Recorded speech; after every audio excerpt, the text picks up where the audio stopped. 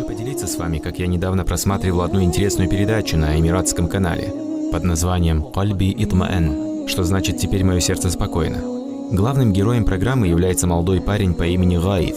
Это не настоящее имя, но очень правильно подобрано, поскольку оно означает «облегчение». Обычно мы используем это слово для описания грозовых туч, появившихся после долгого периода засухи. Мы говорим «какое облегчение?».